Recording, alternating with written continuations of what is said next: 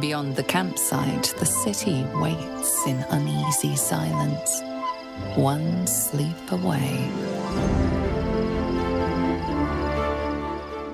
The fascinating Dungeons & Dragons lore never ceases to amaze the fans, and Baldur's Gate is yet another defining moment in RPG history. The extensive lore around this great harbour city in Sword's Coast is interesting enough to spawn some very successful role-playing video games, and Baldur's Gate is the largest metropolis and city-state on the Sword Coast.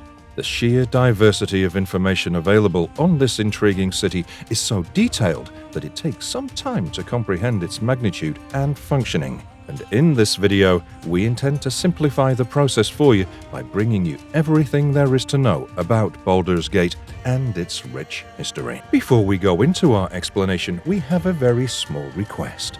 If you like our content, please support us by subscribing to our channel. Now, this is a small click for you, but for us, it means a lot. Thank you.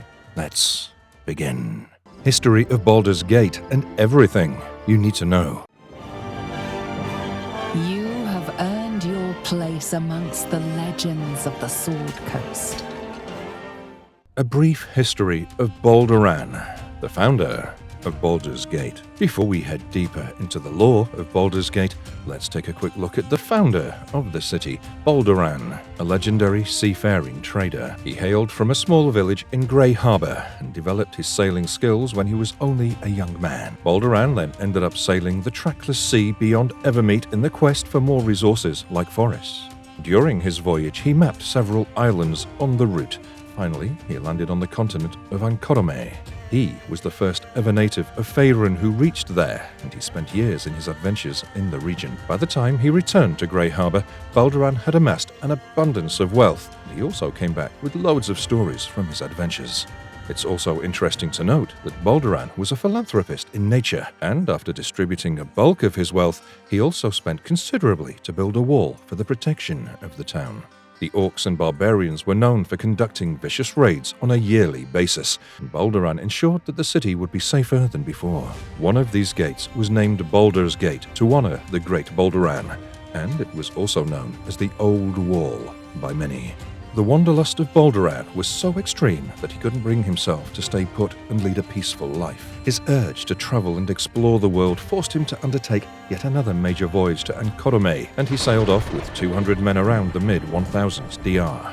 However, this was the last anyone saw of Balduran, and he disappeared, just like he would always have wanted to. Meanwhile, the small town that thrived from his enormous contribution now grew into a major city known as Baldur's Gate. There were several speculations around the fate of Balduran, and some assumed that he perished at sea after his ship lost its way. Others believed that he made Ankorome his new home and spent his remaining life there. Another interesting rumor about Balduran was that he struck a deal with the devil for his soul and managed to trick the devil himself.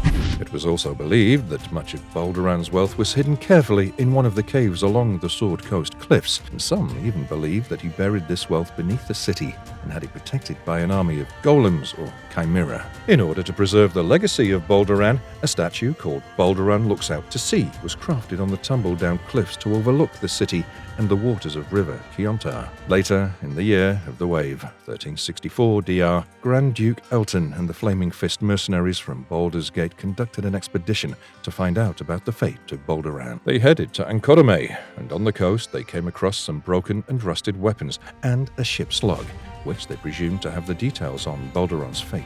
It seemed that his crew was attacked by savage elves, and a few years later, the wreckage of Balduran's ship, the Wandering Eye, was also discovered alongside his logbook.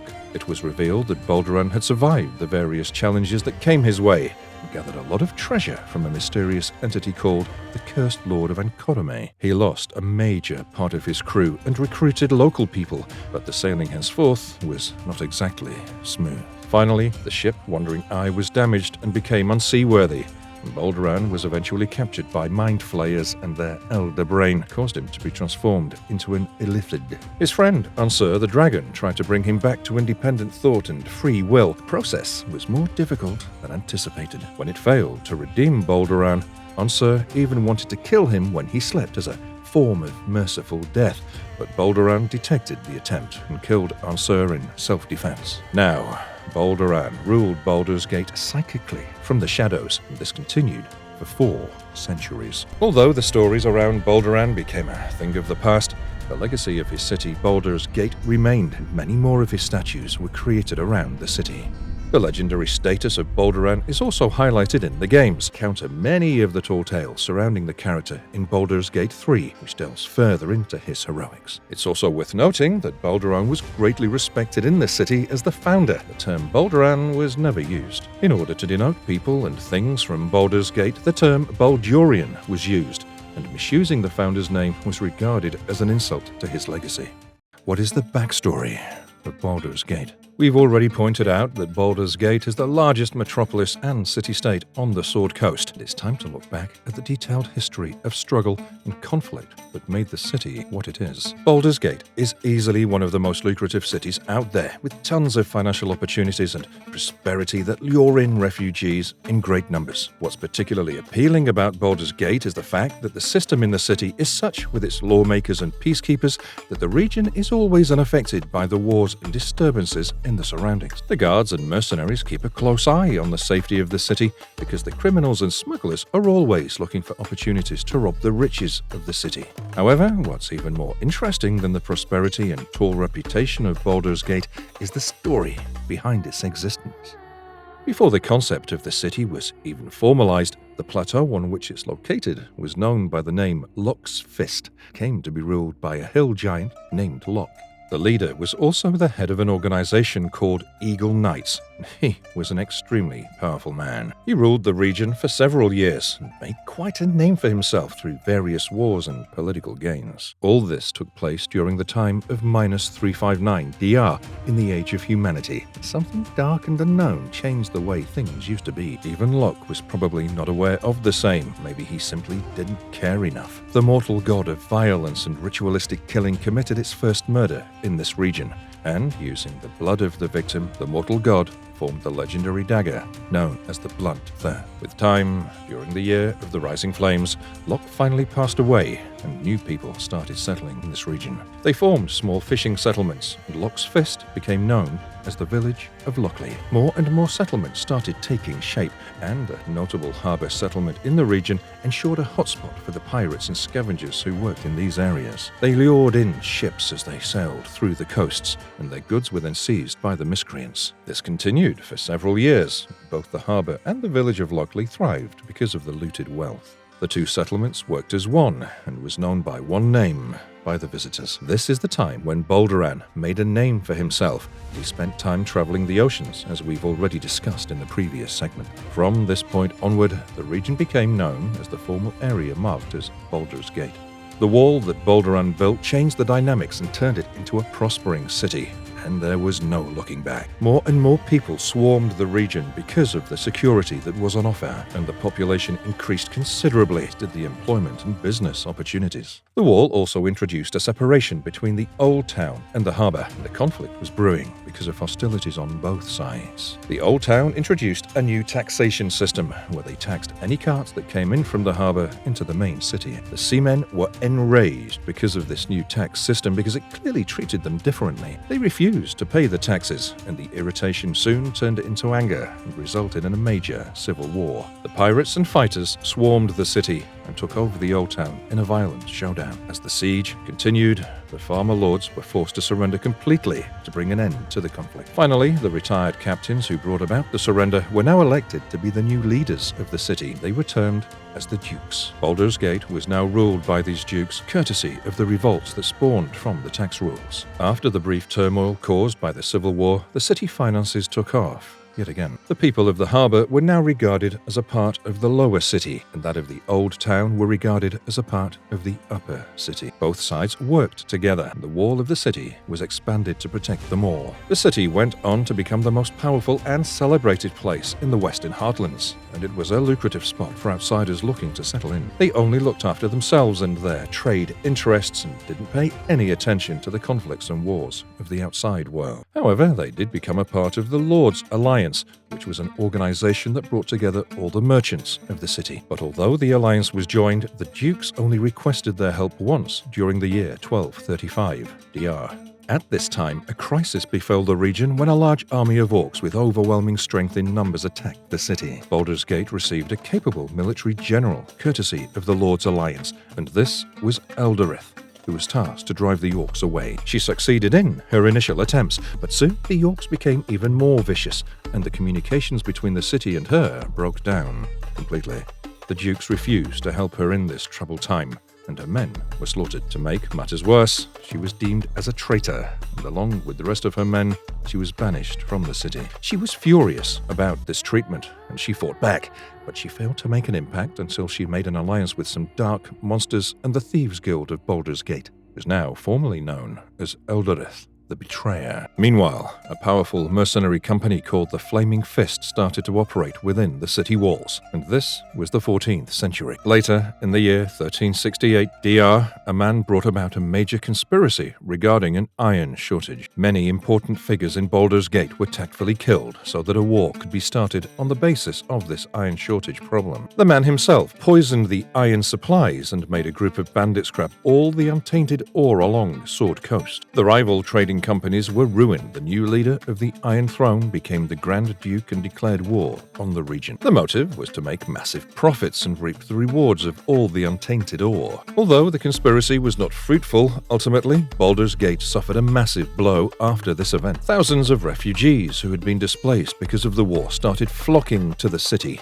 and there were not enough resources to house them and feed them all. A brutal leader called the Shining Lady was also infamously known in the region for causing chaos and violence. She started a crusade to take over the entire coast, and the Flaming Fist of Baldur's Gate formed an alliance with nearby armies to take a stand against her crusade. The forces met in a grand battle, and the Shining Lady lost the war, and she was left powerless. Later, Eldorith the Betrayer and her dark alliances also rose one more time, but her evil forces were unable to destroy the city. It almost seemed like some twist of fate always protected those living in Baldur's Gate, and through every crisis, the city ultimately managed to get back up every single time. However, next came a disastrous event called the Spill Plague, which devastated the land and its people. Blue fire was raining down from the sky. Once again, Baldur's Gate was the only safe spot, and survivors thronged the city. The population of the city tripled in size, and miraculously enough, even this sudden growth was handled quite well, even after the dark time period following the plague. If you thought this was the end of troubles of the people of the region, think again. The 15th century brought with it new problems, and the new era of crisis posed just as stiff a challenge as before. After a brief time period of peace, the Grand Duke of Baldur's Gate, Belarkin, and his general and their troops planned to take over the entire city and conspired to take out the entire existing leadership. The attempt failed, but the leadership of Baldur's Gate realized the need for a new and more compact form of governance. The city grew further, courtesy of this new government and wealth, and we'll discuss the details of their societal structure and government later in the video. Another civil war was in the making, and this stemmed from the growing size of the city. Some viewed this as necessary and good, while others were against this kind of expansion. The differing opinions brought about unrest in the streets. When the Grand Duke was dead following a conflict, the blame was placed on the guild that functioned within the city. This led to a sudden increase in criminal activities such as robberies and murders, and the Flaming Fist tried their best to fight back against these nuisances. To add to the problem, much of the crime and unrest were taking place on the outside of the main city, and the people started to think that those residing in the heartland of Baldur's Gate saw them as lesser individuals. It didn't help when a new law was passed by the government that made it mandatory for the citizens to wear appropriate attire fitting their stations, failing which they would be punished. The people did not accept this divisive rule, and the entire city erupted in chaos. It required a strict curfew, which only antagonized the merchant class even further. The lower and outer city residents protested against the officials and oppressive rules, and the efforts of the government to suppress the protests failed time and time again. After several instances of violence and uncontrollable destruction in the city premises,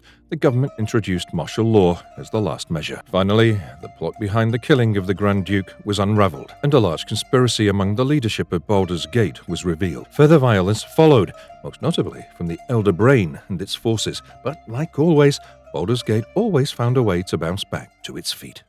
Overall, throughout the rich and detailed history of Baldur's Gate, it's quite clear that the city has overcome multiple challenges across the centuries, and it's the form of strict governance and the ability to accept changes that have resulted in the longevity of this prosperous region. Destroy me. You are wrong.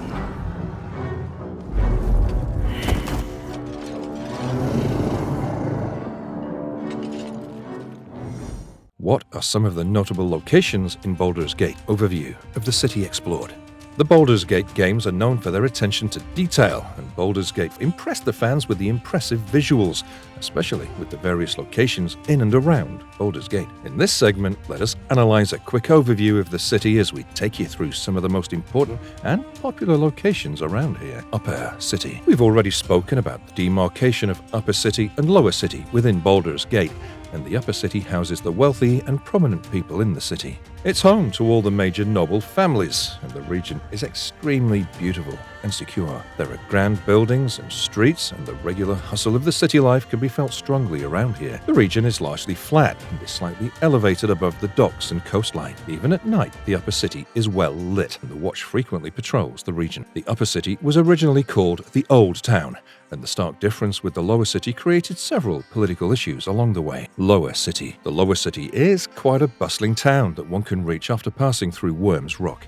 The region is large and extensive, and the people living here are not of the same stature as those in the Upper City. In fact, there are clear demarcations in the standard of living as well, and this has caused a few civil wars in the past. The infrastructure of the Lower City is nothing in comparison to the Upper City, and the security system at work here is largely to ensure that people don't move into the Upper City unnoticed. In general, the Lower City was busy with the usual city life, and it was divided into 6 districts. Baldur's Mouth. Within the Lower City, there's a place called Baldur's Mouth, which is a newspaper building for the popular Baldur's Mouth Gazette. Edvard Needle is the editor-in-chief who works here, and there's also a basement that can be accessed in the building. Steel Watchers patrol the area aggressively, but it is possible for the player to sneak around unseen and explore the office. High Hall. Palace of the Grand Dukes. The High Hall also goes by the name Ducal Palace, and it served as a military fortress back in the day. It went on to become a civic building, and the meeting of the city's wealthy nobles took place here.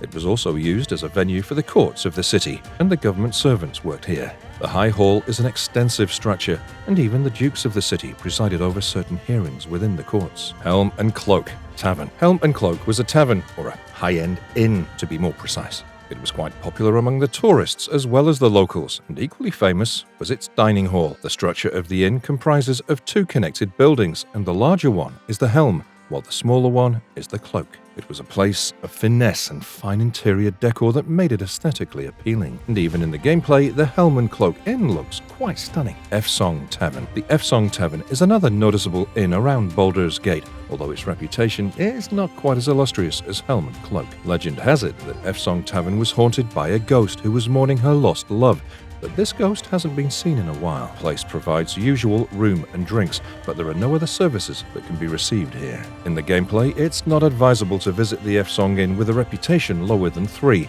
because a group of Flaming Fist officials ambush the player in that case. Blushing Mermaid Brothel. This tavern and inn is located in the western part of northeast Baldur's Gate, and there's a ground floor that has a main room serving drinks and a place to mingle. The patrons are kept busy with a steady supply of drinks, and there's a bedroom behind the bar, which has an entrance to the undercellar. On the second floor, there's a gambling hall where various games are played by the patrons. Same as F-Song Tavern, entering Blushing Mermaid with a reputation lower than 3 is not a wise move for the player. The Moonrise Towers. The Moonrise Towers are located high above the misty regions over the cliffs of the Sword Coast, and you get a wonderful view of the surrounding landscape from here. The ancient towers provide a sense of tranquility, courtesy of the breathtaking views, and watching the sun set over the ocean and the mountains at a distance add to the aesthetics of this place. As far as the gameplay is concerned, the Moonrise Towers hold a lot of significance because they're worth exploring and quite an important part of the overall plot, the Underdark. If you talk about the game, the Underdark is a fascinating world for the players who can simply get lost in the mysteries of this realm. The ominous name of the world isn't really an indication of what's about to come, and large glowing mushrooms illuminate the area. There are some fantastical creatures in this underground wonderland, and it's easily one of the most interesting locations in the game. The ambience is almost otherworldly, and we couldn't have found a better fit for the D&D inspired epic. The place is located below the Blighted Village, and there are tons of options to enter this place. Anyone who's played the game will always remember this as one of the most rewarding parts of the map, Sorceress Sundries. Sorceress Sundries happens to be a magic shop that's tall and a round building that can be easily recognized. The roof was created in such a way that when light entered through the colored glass, it created a rainbow inside the shop. The man who runs the shop offers various spells, and there's always a high demand for these services. Hall of Wonders, Museum of Gondian Relics. Hall of Wonders is located in the western district of Baldur's Gate, and it's a museum for all kinds of inventions. It contains a telescope and the star sapphire and rogue stone among its prized collection. Water Queen's House, Temple to Umberlee, Sea Goddess.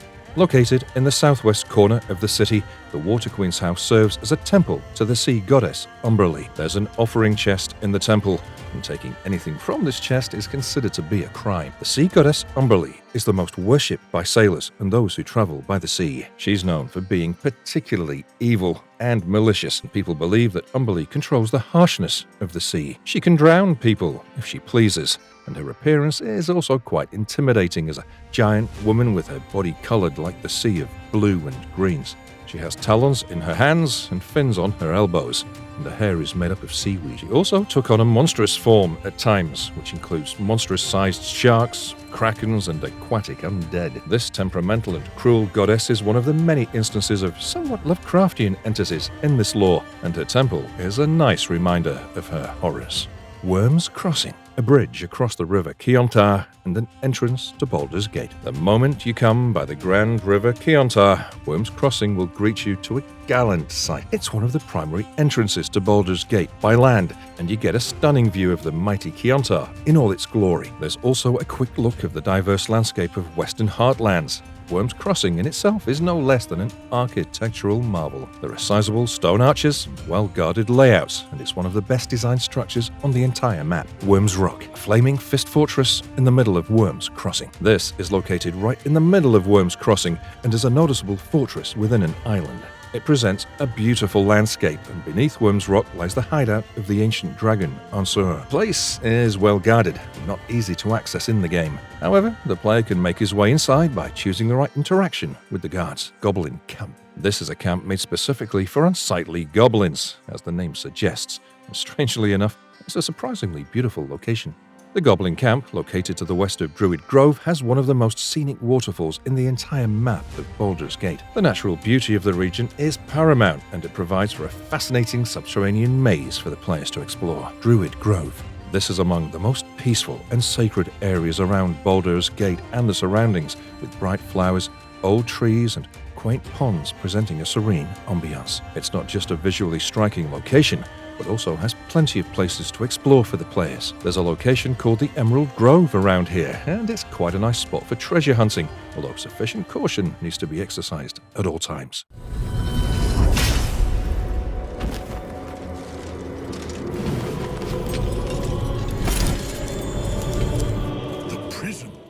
Who are the notable denizens in Baldur's Gate, and what is their connection to the city? Any legendary city achieves the status because of its people, and surely enough, Baldur's Gate has had some memorable individuals who contributed immensely to the growth and prosperity of the city. In this segment, we'll cover some of the major personalities of the city across its long history and take you through their remarkable achievements. Grand Duke's Council of Four. Political leaders of Baldur's Gate. The Grand Dukes, who make up the Council of Four, have an extremely important role to play in the governance of the city, and their leadership roles will be discussed at length later in the video. We just wanted to point out that there's no one possibly more important than these individuals when it comes to the notable denizens in Baldur's Gate. A level head and a kind heart. It is well that Boo kept me from crushing either. I would be rid of this parasite.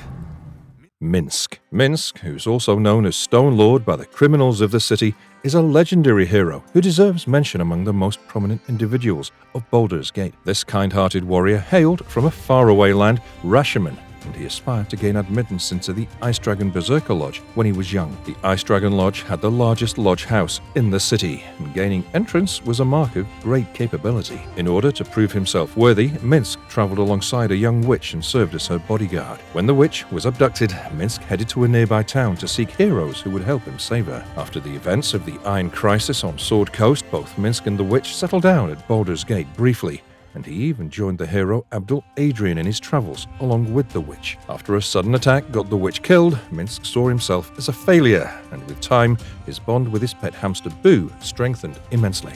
He returned to Baldur's Gate after a series of adventures, and later, a 9-foot-tall statue was created to immortalize his exploits. This statue was called the Beloved Ranger, and it became a popular landmark in the city. However, everyone was unaware that what seemed like a statue was actually Minsk and his pet Boo themselves trapped in this state. It was several years later that a wild magic surge returned Minsk and Boo to life. He started working as a sellsword in the lower city, and notably defended a temple against a werewolf attack. His life of adventures continued further, and till date, he remains one of the most celebrated heroes in Baldur City, known for his simplistic nature and unstable temper. Abdul Adrian. Abdul Adrian was one of the mortal progenies of the dead god Baal, a concept that we've discussed elaborately in this video. This warrior adventurer traveled across West Faerun and saved it thrice from ruin during the mid-14th century DR. He lived a long life of over 100 years and spent a majority of his life in Baldur's Gate. Abdul served as a soldier and general of the Flaming Fist, and he also became one of the beloved statesmen in the Council of Four. His towering 7 feet height and youthful appearance matched his flamboyant personality. He was a patient man who listened to the opinions of others before giving his own, and his views commanded a lot of weight in his council. Baldur had a wonderful sense of humor that stayed with him, even as he faced severe introspection during his interaction with the citizens of Baldur's Gate. Since he was a Baal spawn, Abdul possessed certain spell-like abilities, but over time, he lost them. However, he always remained a perfect fit for a duke because he willingly took on a commoner's garb in order to blend in with the crowd and feel the pulse of the city. Duke Baldur Ravengard. The Flaming Fist was largely responsible for the safety and security associated with Baldur's Gate, and one of the reasons behind the reputation of this force was men like Baldur Ravengard. He went from being a soldier to a marshal in the force, and later he even served on the Council of Four as the Duke. Baldur was a true braveheart and a wonderful personality who put a high price on his morals and discipline. His sense of duty was unparalleled, and Baldur was a dedicated soldier at heart who found his goals in protecting his beloved city. He was quite a relentless fighter, wielding a bastard sword, which is a mix between long swords and great swords. The rise of Baldur Ravengard was an inspirational journey, where he was born into a poor family and went on to become one of the most important citizens of Baldur's Gate.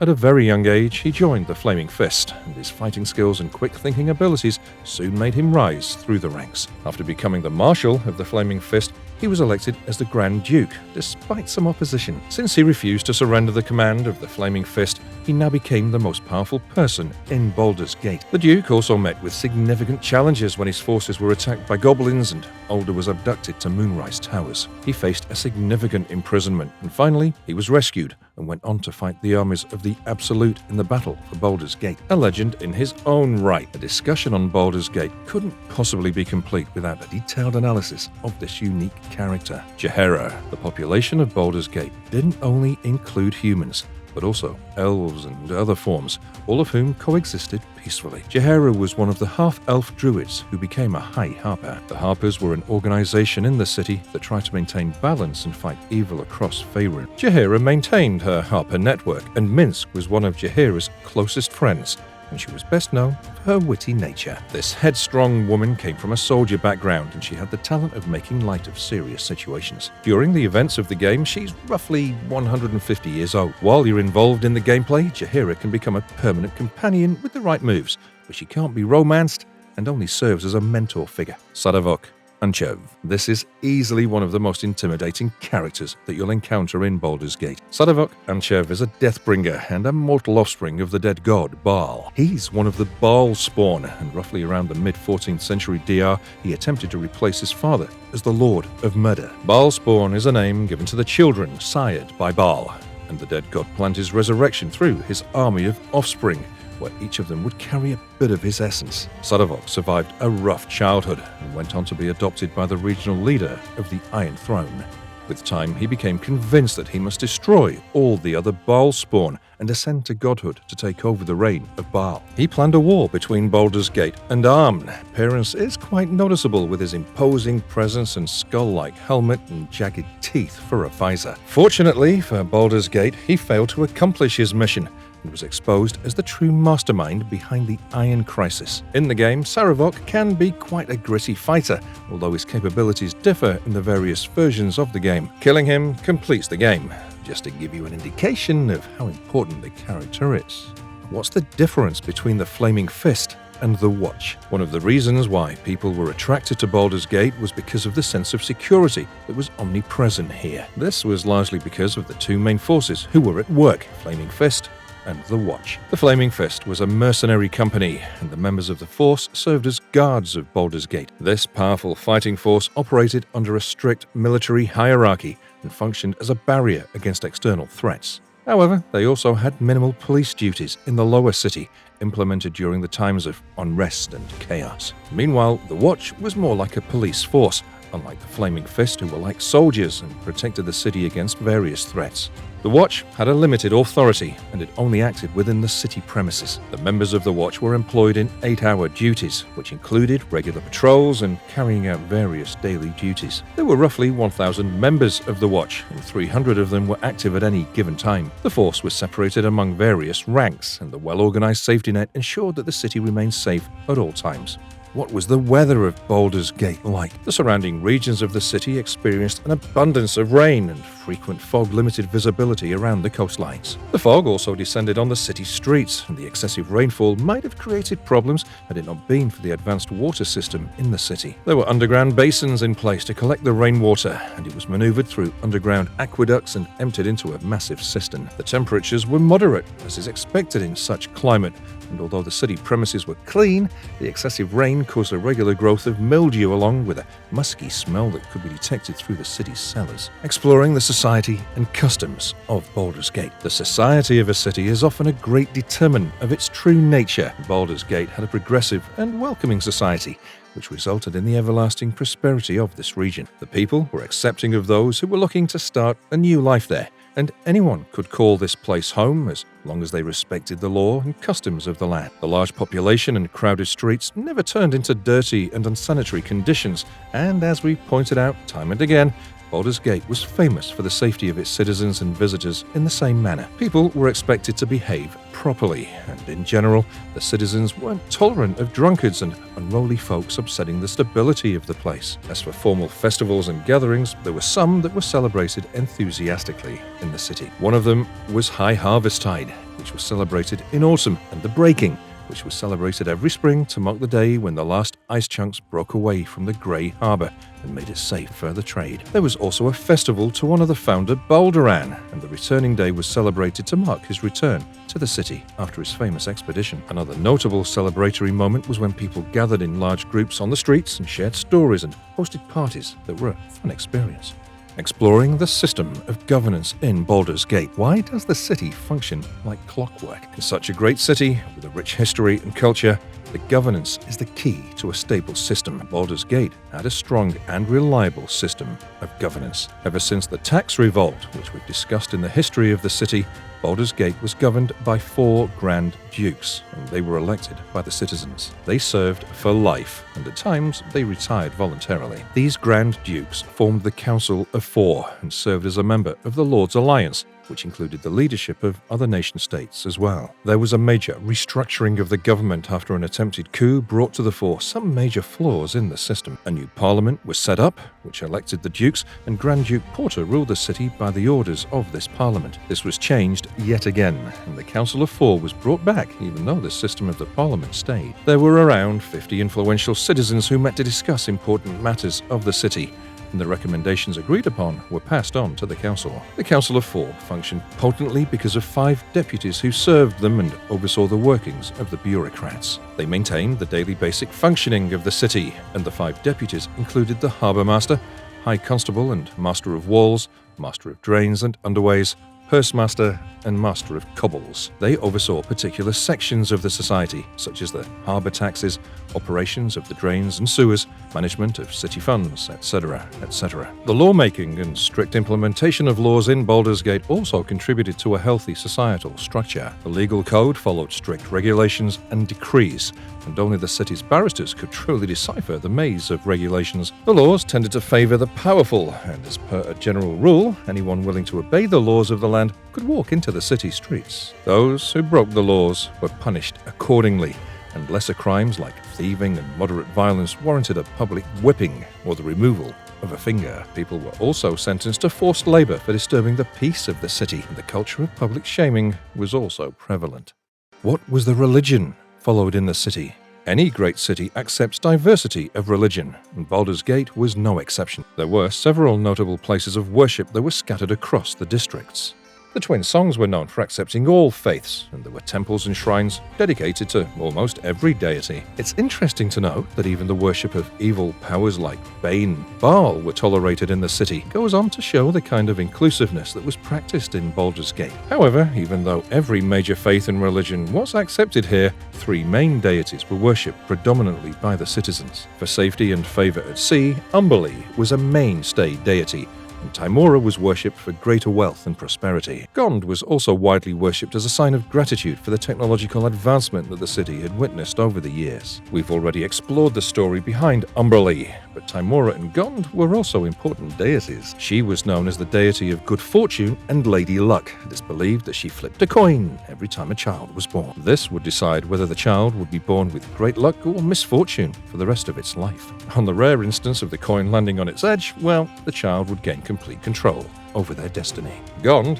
aka the Wonder Bringer, was popularly worshipped as the deity of artifice, craft, and construction. Mostly, the engineers and blacksmiths worshipped Gond, and the High House of Wonders marked an important place of worship for him. Besides all these regular religions and various schools of thought, even some cults and esoteric societies were observed within the city gates.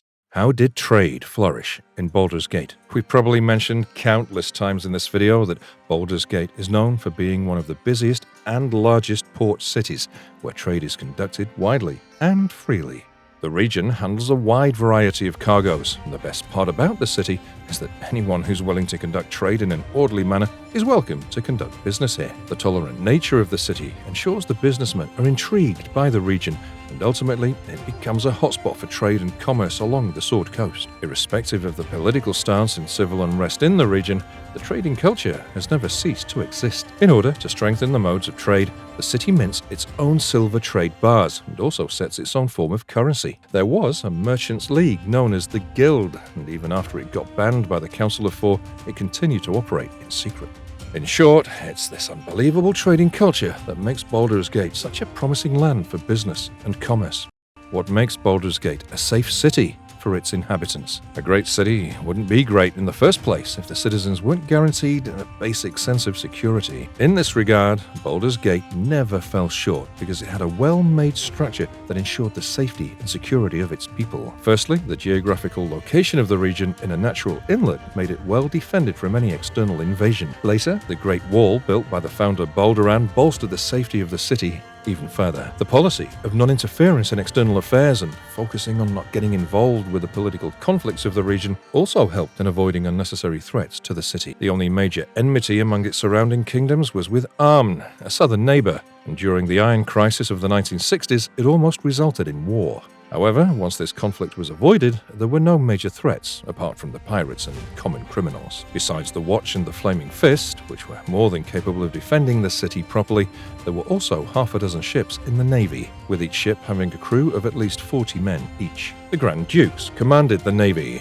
and the Flaming Fist had around 1,700 soldiers, with the scope of hiring more if the situation so demanded. Thus, with a mixture of good practices, diplomatic policies, geographical advantages, and well-organized defense systems, the city of Baldur's Gate remained a safe haven for the residents. This attracted more people to settle in the city, and in turn, the city continued to prosper by the day.